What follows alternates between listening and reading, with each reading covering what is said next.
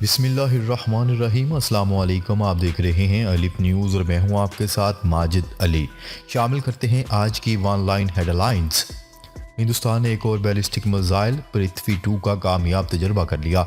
News report के मुताबिक मंगल के रोज़ ओडिशा के चंदीपुर में वाक़या इंटीग्रेटेड टेस्ट रेंज से मुख्तसर फासले तक मार करने वाले बैलिस्टिक मिसाइल पृथ्वी 2 का कामयाब तजर्बा किया गया। हिंदुस्तानी वजारत दिफा ने गुज़िश्ता रोज़ अपने एक बयान में ये इतला दी। बयान में कहा गया कि जदीद पृथ्वी 2 मिसाइल मुल्क की जोहरी मुदाफ़ियत का एक लाजमी हिस्सा रहा है। वजारत के मुताबिक मिसाइल की रेंज 350 किलोमीटर है और इसे पहले ही फौज में शामिल किया जा चुका है। हिंदुस्तान और कजाकिस्तान की मुश्तरका जंगी फौजी मशकें। न्यूज़ रिपोर्ट के मुताबिक कजाकिस्तान की वजारत दिफा ने ऐलान किया कि ये मुश्तरका फौजी मशकें 2 हफ्ते तक हिंदुस्तान में जारी रहेंगी। दोनों मुल्कों की मुश्तरका फौजी मशकों के दौरान मुख्तलिफ दफाई शोबों में फौजी महारत का मुजाहरा किया गया।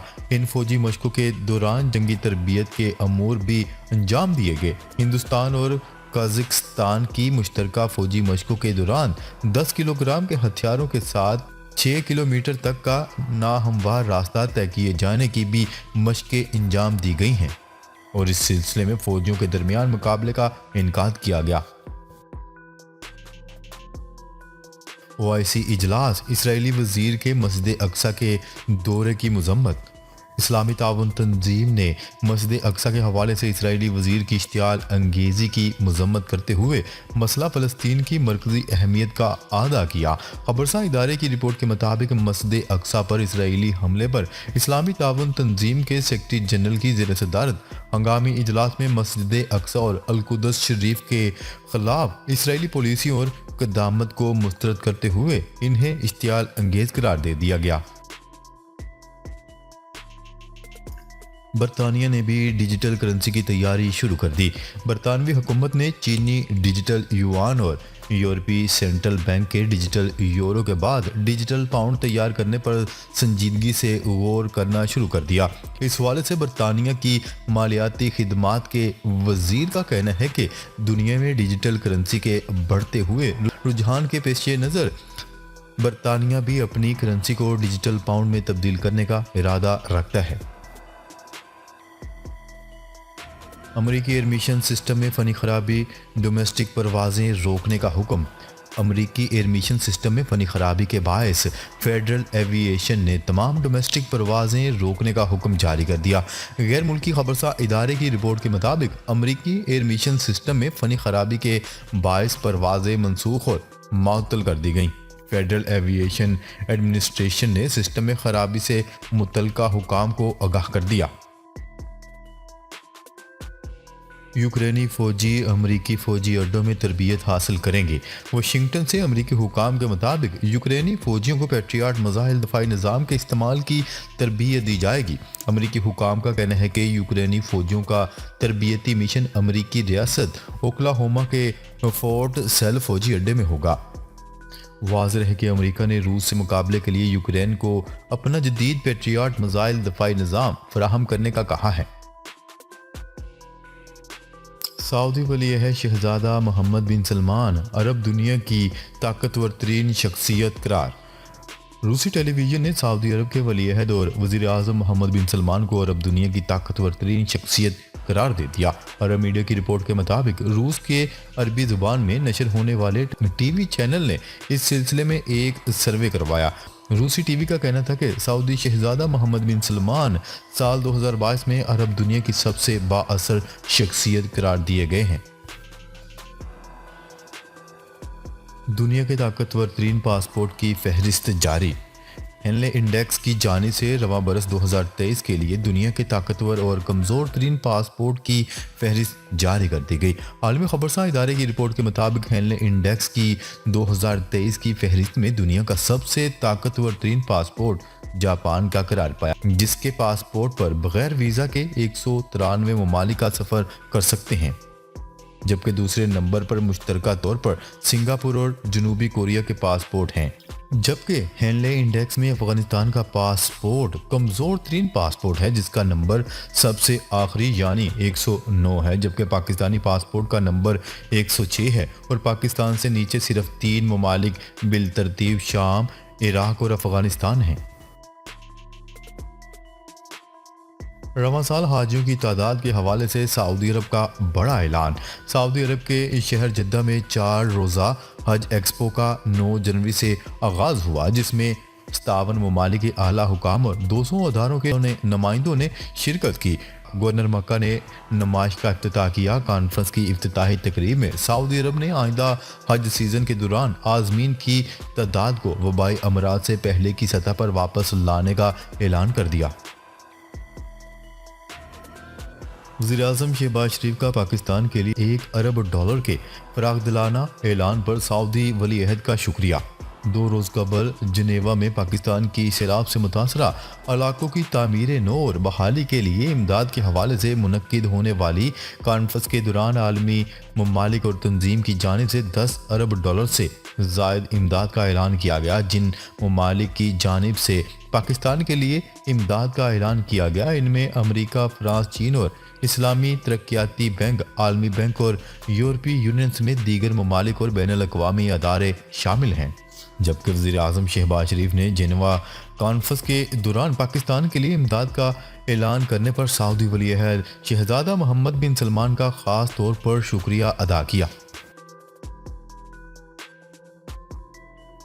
ईरान का मज़ीद इसराइली जासूसों की गिरफ्तारी का दावा। ईरान ने दावा किया है कि इसने इसराइली खुफिया एजेंसी मोसाद के 2 मज़ीद जासूसों को गिरफ्तार कर लिया है। ये दावा ईरानी वज़ारत सलामती अमूर ने किया। इस ज़िमन में ईरानी खबरसार एजेंसी तस्नीम ने बताया है कि इसराइली खुफिया एजेंसी मोसाद के लिए जासूसी करने के इल्ज़ाम में पकड़े जाने वाले मुल्ज़मान की तादाद गुज़िश्ता चंद हफ्तों के दौरान निस्फ दर्जन से ज़ायद हो चुकी है। ओगरा ने गैस 74% तक महंगी करने की मंजूरी दे दी। ओगरा ने गैस की कीमतें बढ़ाने से मुतल्लिक सुई गैस कंपनियों की दरख्वास्तों पर फैसला जारी किया है। सुई नॉर्दर्न के लिए गैस 74%, जबकि सुई सिदरन के लिए 67.75% महंगी करने की मंजूरी दी गई है। मिकी आर्थर ने कौमी टीम का कोच बनने की पेशकश मुस्तरद कर दी। जनूबी अफ्रीका से ताल्लुक़ रखने वाले मिकी आर्थर ने कौमी टीम का कोच बनने की पेशकश मुस्तरद कर दी। इस ज़िमन में चेयरमैन पीसीबी नजम सेठी का कहना है कि मिकी आर्थर पार्ट टाइम करना चाहते थे। हमने साफ कह दिया पाकिस्तान के लिए फुल टाइम कोच रखेंगे। उन्होंने कहा कि मिकी आर्थर चाहते थे एशिया कप की बजाय वर्ल्ड कप और चैंपियन ट्रॉफी में कोचिंग करें।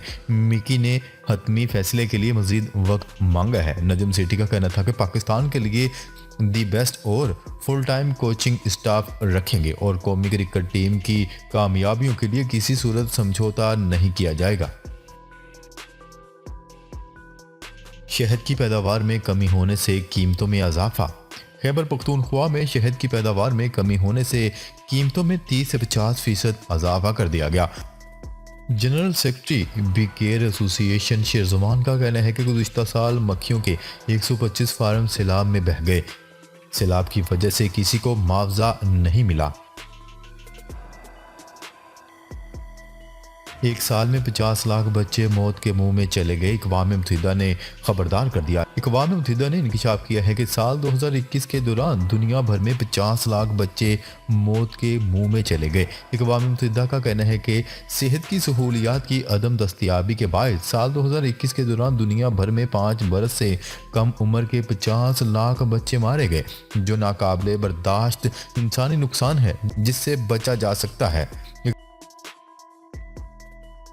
एलसीज न खुली, पाकिस्तान में अज़ा की पैवंदकारी मुतासर। बैंकों की जानिब से एलसीज न खोलने के बायस पाकिस्तान में अज़ा की पैवंदकारी मुतासर होने लगी है।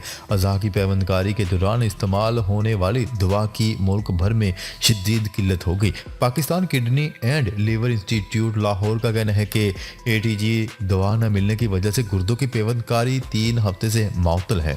इसके अलावा दीगर अद्वियात के खाम माल और तिबी आलात दरामद करने में भी शदीद मुश्किलात का सामना करना पड़ रहा है।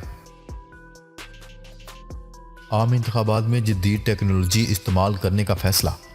इलेक्शन कमीशन ने आइंदा आम इंतखाबात में जदीद टेक्नोलॉजी इस्तेमाल करने का फैसला कर लिया। इलेक्शन कमीशन के मुताबिक ज़िलाई सतह पर कायम दफातर में इंटरनेट और दीगर मसाइल को जानने के लिए सर्वे का आगाज़ कर दिया गया है, जबकि तमाम डिस्ट्रिक्ट इलेक्शन कमिश्नर के दफातर में जदीद टेक्नोलॉजी को इंस्टॉल किया जाएगा। इलेक्शन कमीशन ने जदीद टेक्नोलॉजीज़ के इस्तेमाल को यकीनी बनाने के लिए पाकिस्तान टेली कम्युनिकेशन अथॉरिटी की खिदमात भी हासिल कर ली। तर्जुमान के मुताबिक ज़िलाई सतह पर कायम दफातर में इलेक्टोरल सिस्टम अपग्रेड और इंटरनेट तक रसाई को यकीनी बनाया जाएगा।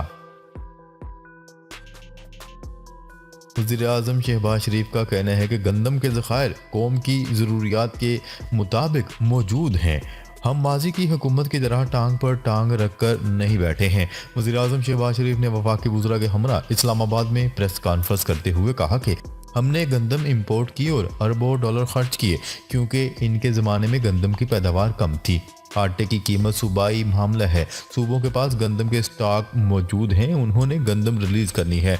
अफसोस की बात है कि वाफर गंदम होने के बावजूद सूबे अपनी जिम्मेदारी अदा नहीं कर रहे। इसका जवाब सूबों से लेना चाहिए। मेरे दौर में पंजाब में 10 साल तक आटे की कीमत में इजाफा नहीं हुआ। वफाक के पास कीमत को कम करने के जो आइनी और कानूनी ऑप्शन हैं, हम इन्हें इस्तेमाल करेंगे। नाजरीन, अब तक के लिए इतना ही। मज़ीद खबरें लेकर बहुत जल्द आपकी खिदमत में हाजिर होंगे। तब तक के लिए अपना ख्याल रखिएगा। अल्लाह निगहबान।